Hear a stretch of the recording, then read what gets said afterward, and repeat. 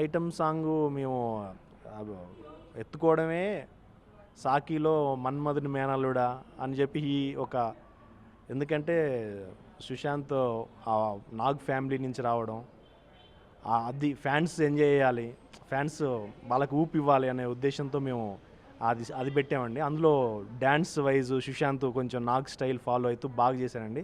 Fans full happy. థియేటర్లో అసలు ఆ బీజియం వినబడదండి, అంత సౌండ్స్ అంత గోల సూపర్గా వచ్చిందండి. అది అంటే అమ్మాయి బిజినెస్ మ్యాన్ చేసిందండి. నేను బిజినెస్ మ్యాన్కి రైటర్ ఆ సినిమాకి. నేను అప్పుడు షూటింగ్ జరిగేటప్పుడు లొకేషన్కి వెళ్ళేవాడిని. ఆ అమ్మాయి ఈజ్తో చేస్తుంది అమ్మాయి అనుకునేవాడిని. తర్వాత మేము కూడా ఒక స్పెషల్ సాంగ్ చేయాలి, స్పెషల్ సాంగ్ అని కాకుండా కథలో నుంచి డ్రైవ్ అవ్వాలి సాంగ్ అని చెప్పి కథలో సీన్లో ఉంటుంది ఆ అమ్మాయి. ఆ సీన్ నుంచి లింక్ చేస్తూ ఒక సాంగ్ క్రియేట్ చేసామండి. అప్పుడు ఎవరైతే బాగుంటారో ఐటమ్ గర్ల్ లాగా ఉంటే సాంగ్ లాగా ఉంటుంది, కథ కూడా డ్రైవ్ అవ్వాలి అనే ఫీలింగ్లో ఒక తెలిసిన అమ్మాయి లాగా ఉండాలి, నియర్లీ హీరోయిన్ టైప్ ఉండాలి.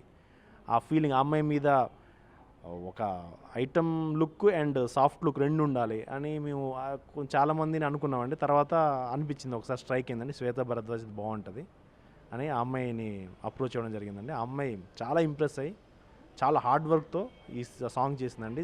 3 days ముందే వచ్చి రిహార్సల్స్ చేసి చాలా బాగా చేసిందండి. ఎందుకంటే అమ్మాయి కథకు కనెక్ట్ అయి ఉంటుంది ఆ సాంగ్.